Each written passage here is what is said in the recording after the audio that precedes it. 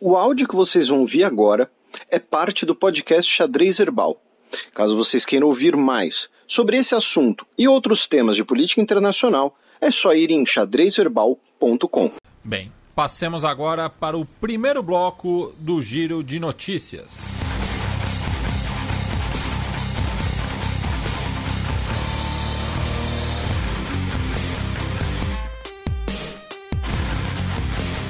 Giro de Notícias.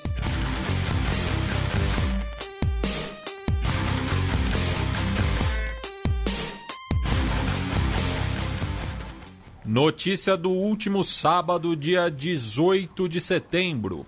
Junta militar da Guiné desdenha de ameaça de sanções por países africanos. O coronel Mamadi Doumbouya, ele recebeu, o líder do golpe na Guiné, que a gente explicou no programa passado, ele recebeu o presidente de Gana, o Akufo-Addo, e o presidente de Costa do Marfim, o Alassane Ouattara.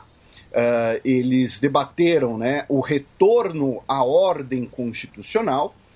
O Mamadi Doumbouya disse que pretende convocar eleições em breve, porém, ele disse que eventuais sanções da Comunidade Econômica de Estados da África Ocidental não o preocupa, dizendo que o trabalho dele e dos seus soldados é em Guiné, ou seja, no sentido de que se congelarem coisas, se proibir a gente viajar, não tem problema, e que ele não tem nada a ser congelado em suas contas. Ele, novamente, disse que vai realizar eleições em breve.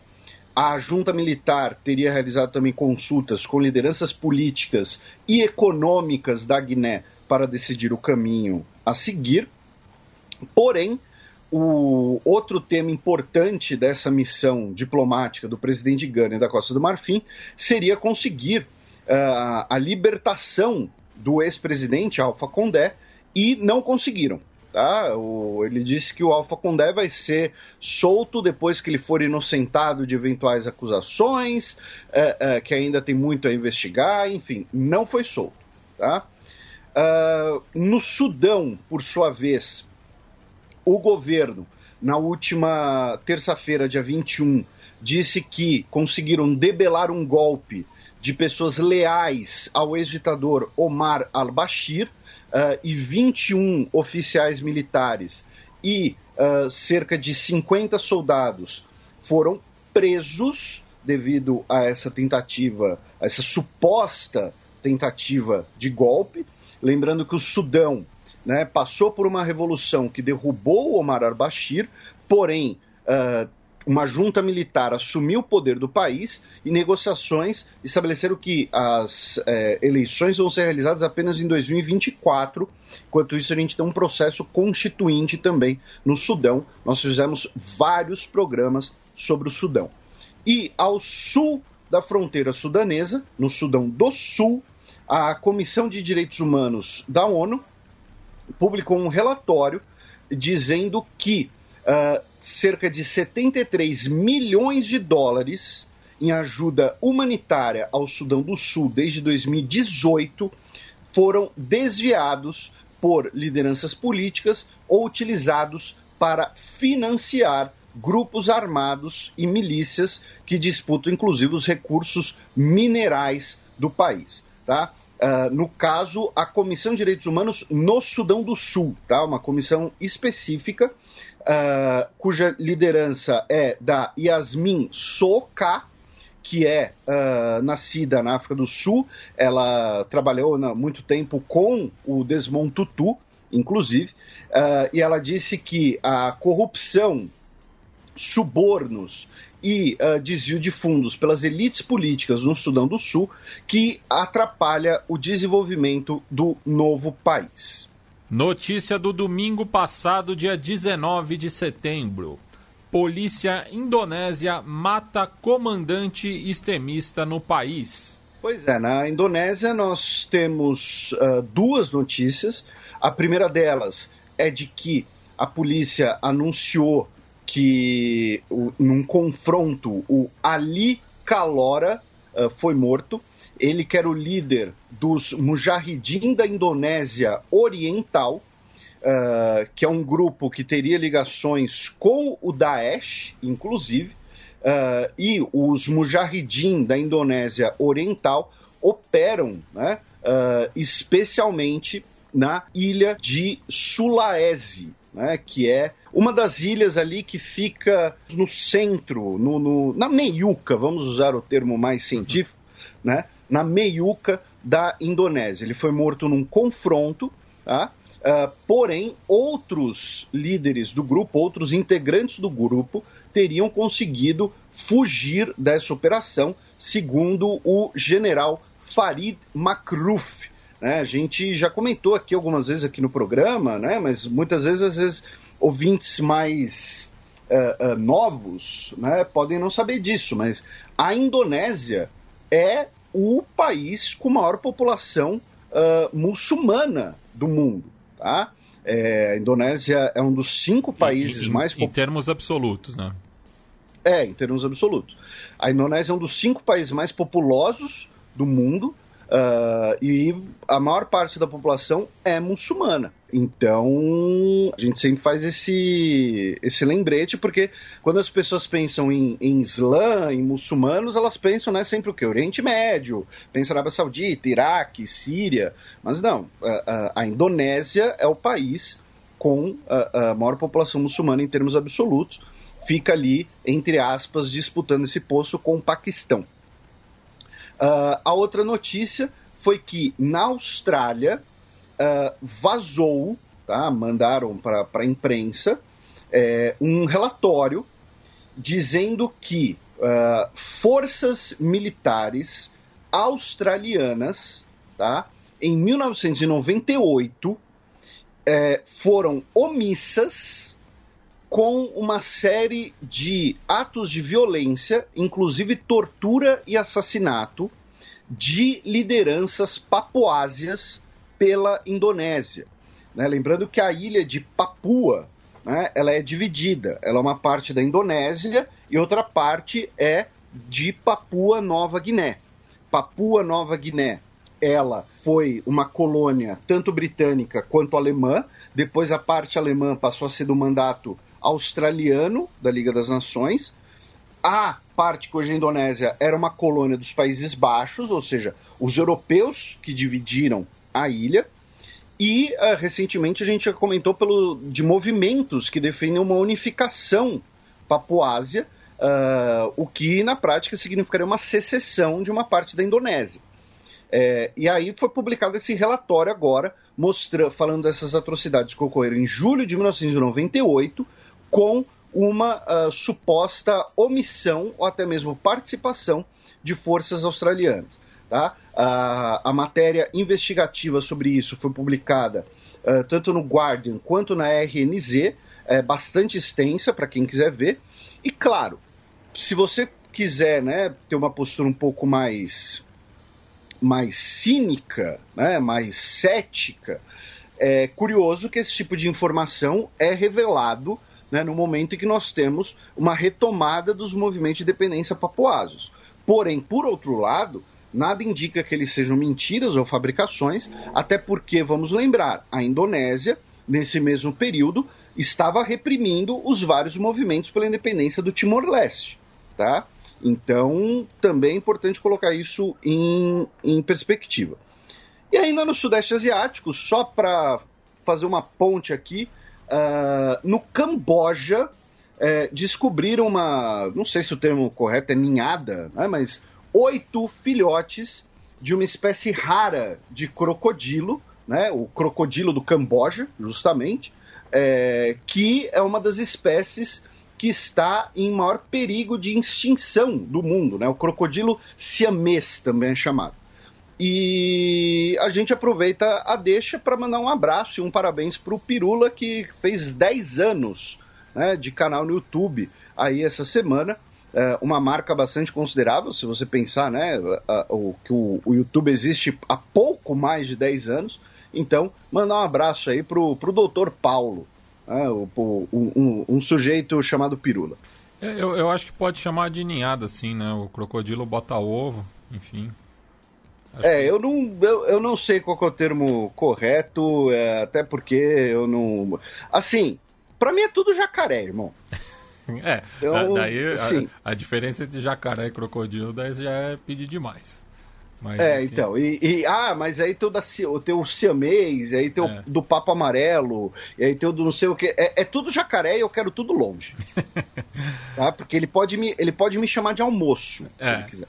A dica, dizem, é que se você for perseguido por um crocodilo ou jacaré, correr em zigue-zague, né? Porque ele não consegue desviar tão rápido, mas eu não quero pagar para ver. Bem, 2 notícias da última segunda-feira, dia 20 de setembro. Estados Unidos impõe sanções contra 5 juízes da Suprema Corte de El Salvador. Pois é, os Estados Unidos declarou 5 juízes da Suprema Corte dizendo que eles são não democráticos e corruptos, assim como a Procuradora-Geral da Guatemala, a Consuelo Porras. Tá? Então foi uma leva só de sanções. E o Nayib Bukele, que essa semana colocou na sua biografia do Twitter... Insuportável, que ele é também. Pois é, ele é o ditador mais cool do mundo mundial. E claro... Primeiro ele tinha colocado só ditador de El Salvador. Daí depois ele mudou para essa gracinha aí. Pois é, exatamente. O termo que você usou é muito preciso, né? O termo gracinha. Por quê? Porque, assim, justamente... Os nossos ouvintes acompanharam que a gente falou das eleições, a gente falou toda a trajetória do Nayib Bukele na época das eleições, e naquele momento a gente não fez nenhuma observação assim, negativa ou positiva, a gente falou da trajetória dele. Falamos, por exemplo, que ele é da comunidade palestina, muito presente na América Central, que pouca gente conhece também. Só que os nossos ouvintes também sabem que, com o passar do tempo, ele foi centralizando o poder cada vez mais, ele mandou tropas para dentro do Congresso para falar, para basicamente dar um ultimato para os congressistas. Ele, na semana passada, aposentou compulsoriamente 1/3 do judiciário.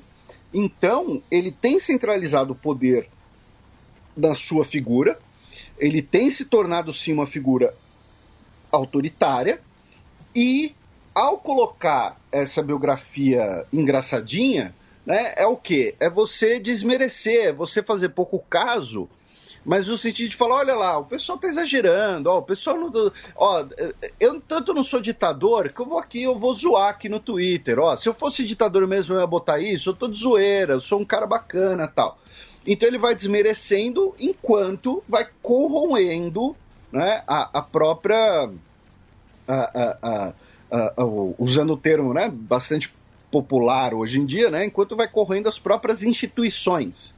E o Nayib Bukele falou que a lista não tem nada a ver com corrupção, é apenas perseguição política, e ele se perguntou por que nenhuma figura da oposição de El Salvador foi colocada na lista. Ele só mandou, ele fez a versão e o PT? Salvadorenha. Exatamente, e o Lula, e o PT.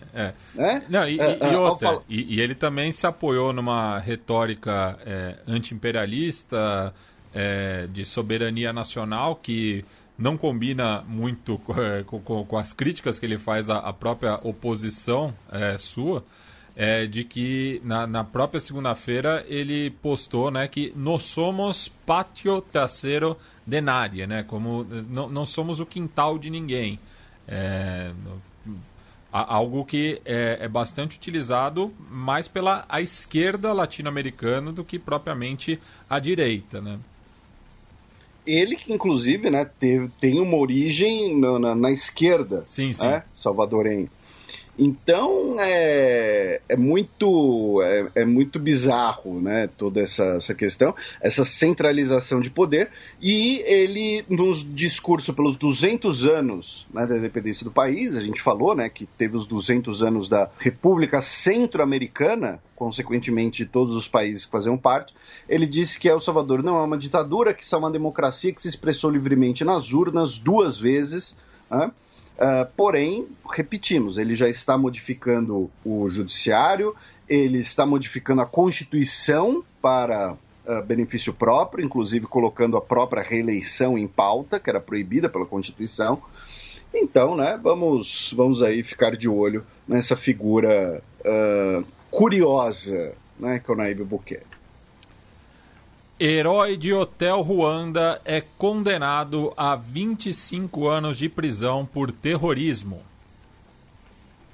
Pois é, o julgamento do Paul Rusesabagina tinha sido adiado, né, e agora ele, na segunda-feira, dia 20, foi condenado a 25 anos de prisão por supostamente integrar, né, um grupo responsável por ataques terroristas. Né? Lembrando que ele é o personagem do Don Cheadle no filme Hotel Ruanda, né? Que fala do genocídio em Ruanda em 1994.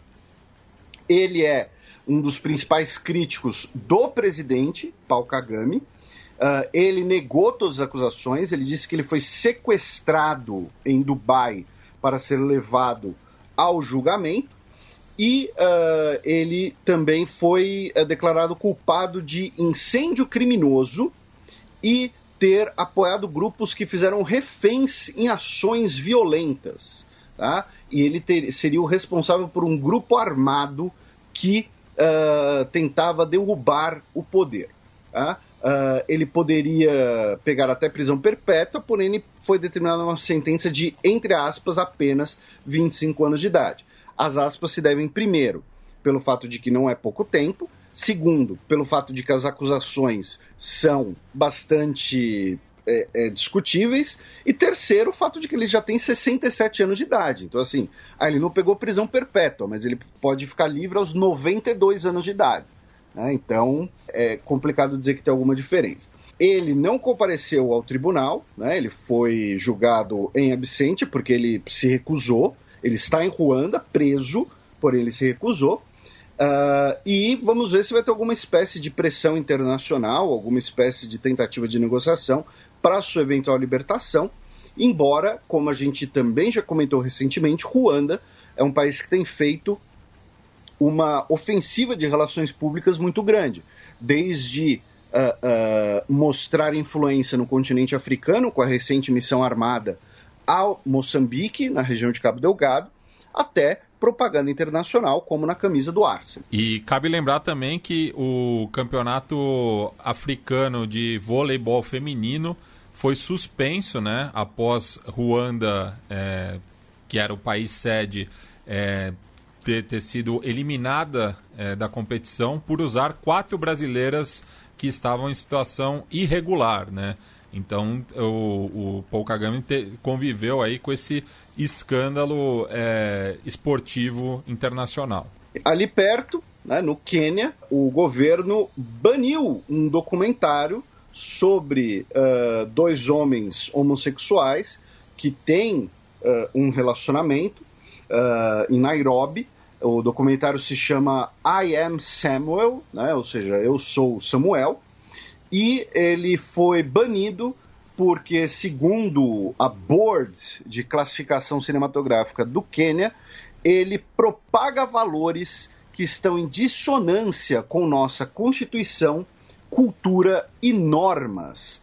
Mais ainda, a produção ataca o cristianismo enquanto 2 homens gays no filme fingem conduzir um casamento religioso, invocando o nome do Pai, do Filho e do Espírito Santo num ato blasfêmio.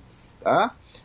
Então, assim, basicamente dizendo que o fato dos 2 homens se casarem seria, primeiro, né, fingimento, porque eles não podem se casar religiosamente, né, nessa visão, E o fato deles fazerem o casamento religioso é algo blasfêmio.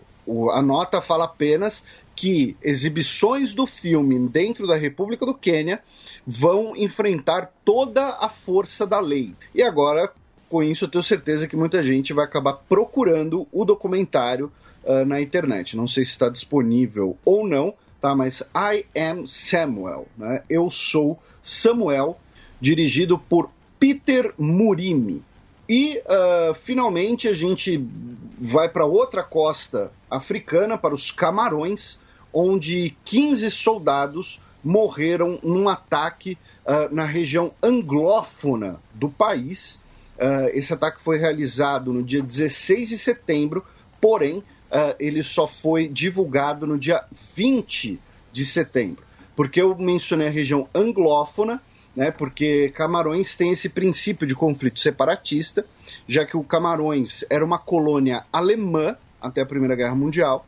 Depois ele foi, uma parte passou para o Reino Unido, outra parte passou para a França, que já tinha um pedaço dos Camarões. Então, a atual República de Camarões, ela tem a maior parte é uma região francófona, que é o idioma oficial do país, porém ela também tem uma região anglófona, que é separatista, a região da Amazônia. Também tem a ver o fato, né, de que essa região da Amazônia muito provavelmente tem algumas riquezas minerais debaixo do seu solo.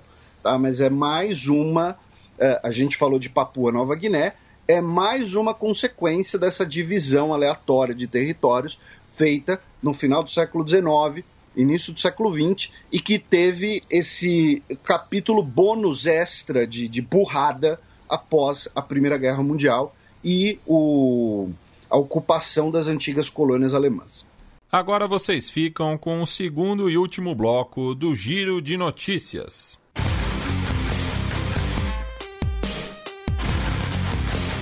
Giro de Notícias.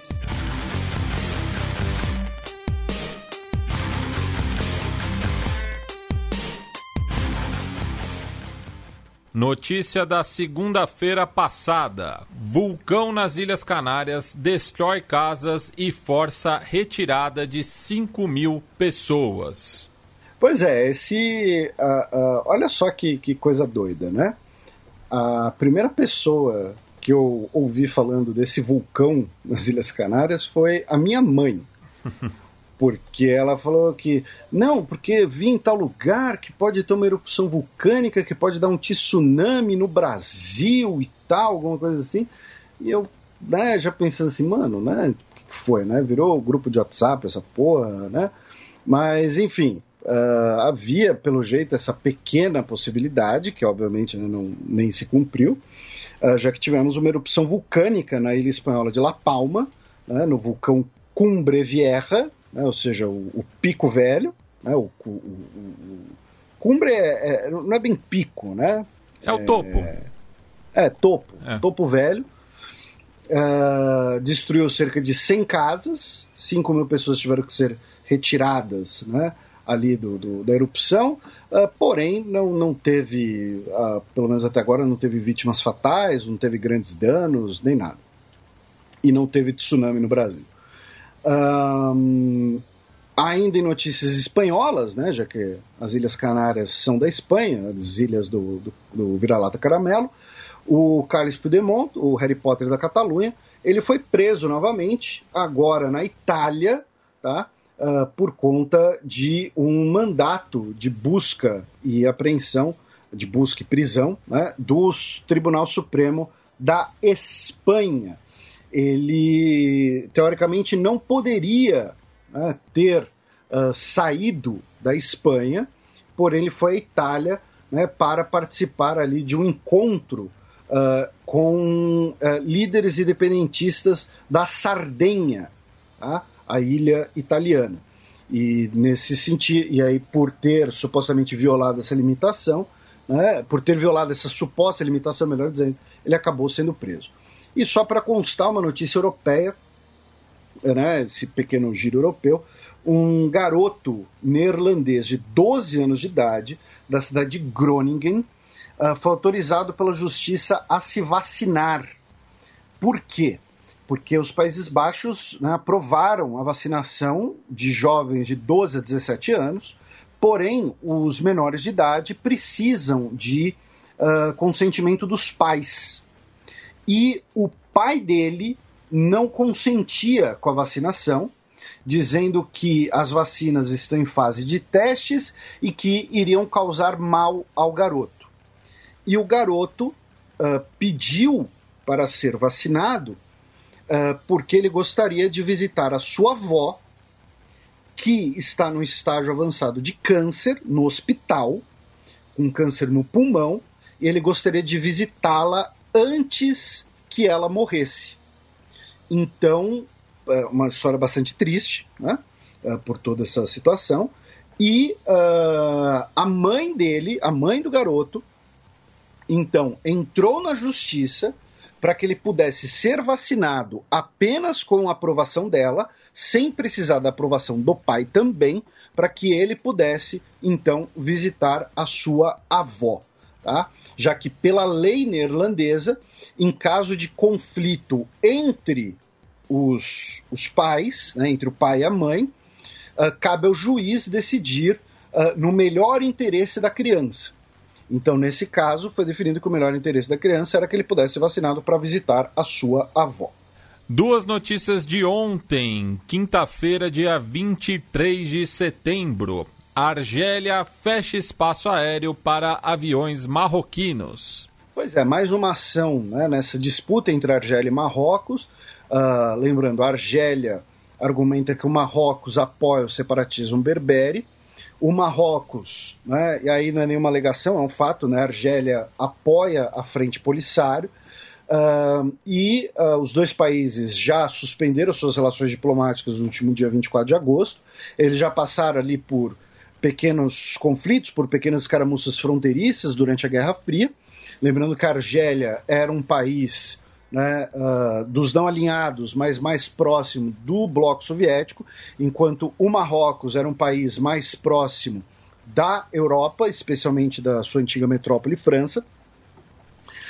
Então ainda fazia parte dessa lógica de Guerra Fria. E agora a Argélia declarou que seu espaço aéreo está fechado para todos os aviões registrados no Marrocos. Tá? E assim, em uma semana, 2 ex-presidentes argelinos morreram. O principal dele, né, o Bouteflika, que ficou quase 20 anos no poder, até renunciar em 2019 por conta dos protestos, e também porque ele ficou muito tempo ali escondido, né, da vida pública, depois que ele sofreu problemas de saúde a partir de 2013. Ele faleceu agora no último dia 17 de setembro, ele estava com 84 anos de idade, e o sucessor dele, o Ben Salah, morreu no dia 22, aos 79 anos de idade. A gente já explicou um pouco, né, o que ocorre na Argélia, o que ajuda a explicar um pouco o que ocorre na Argélia, é que as lideranças argelinas, elas remetem ao período da Guerra de Independência, e que nós não tivemos uma renovação muito grande desses quadros, né? A Argélia está passando por um momento ali de gerontocracia, com essas lideranças mais antigas, um aparato de Estado baseado na inteligência e no monitoramento da própria população. E aí nós tivemos 2 ex-presidentes morrendo no período de uma semana. E assim, a Argélia passa por protestos internos, passa por problemas econômicos, passa por problemas de lideranças políticas, né? E aí quando você tem um país com pouca coesão interna passando por crises, você arrumar um inimigo externo é muitas vezes conveniente, né?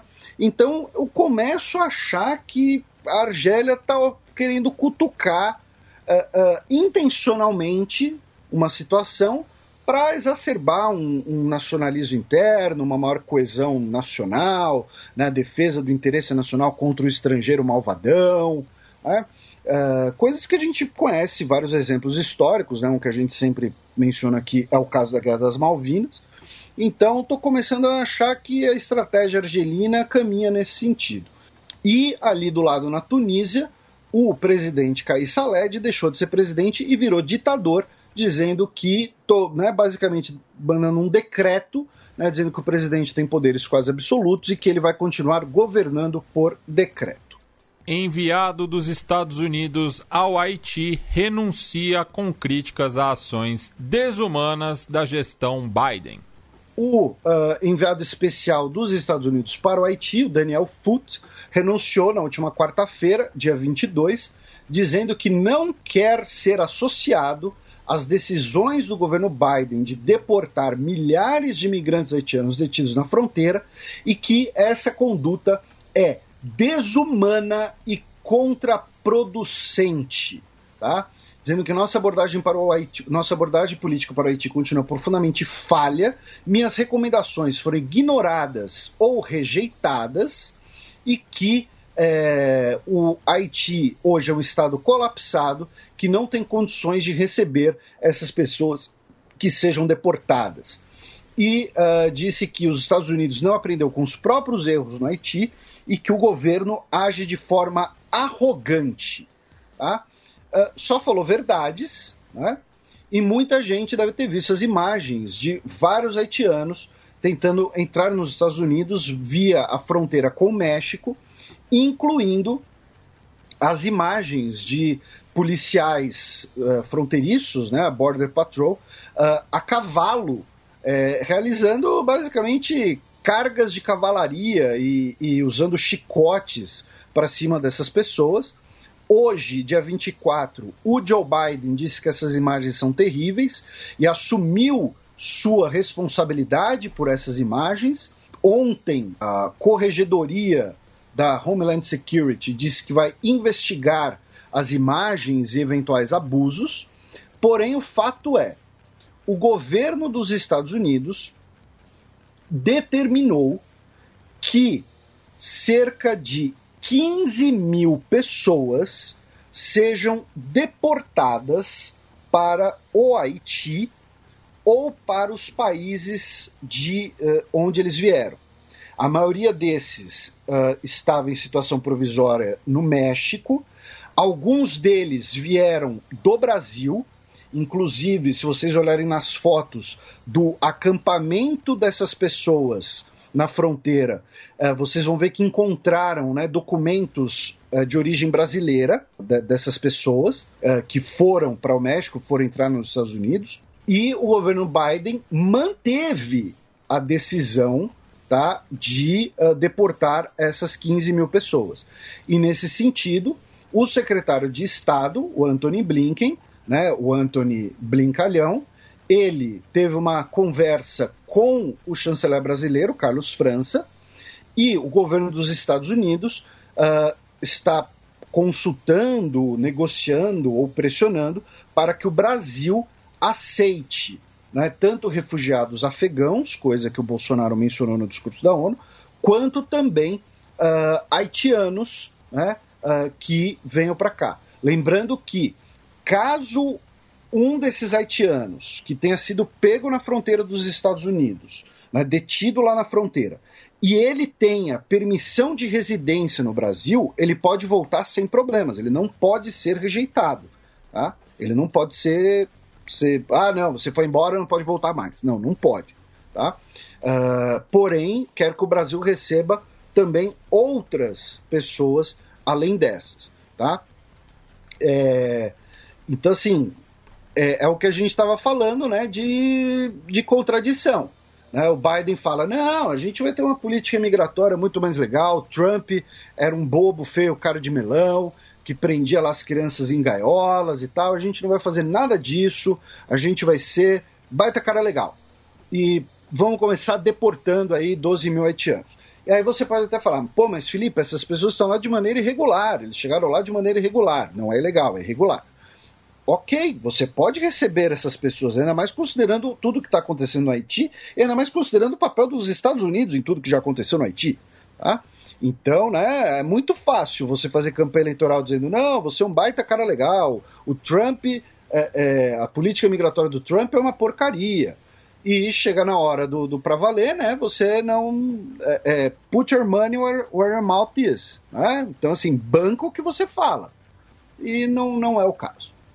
Bem, Felipe, fazia tempo que não acontecia, mas agora temos um triple fucking breaking news. A começar pela vice-presidenta da Huawei, que voou de volta para a China após acordo com os Estados Unidos. Pois é, a Meng Wanzhou, né, ela estava detida no Canadá por fraudes e aparentemente tivemos um acordão aí, tivemos uma grande pizza. Por quê? Porque a Meng embarcou de volta para a China e os 2 cidadãos canadenses que estavam detidos na China foram soltos e estão voltando para o Canadá. Tá? Agradecer tanto o nosso Gustavo, que mandou o aviso, quanto também o pessoal do Canadá Agora, que postou recentemente, agora há pouco, e nos marcou lá no Twitter, né, sobre o aviso.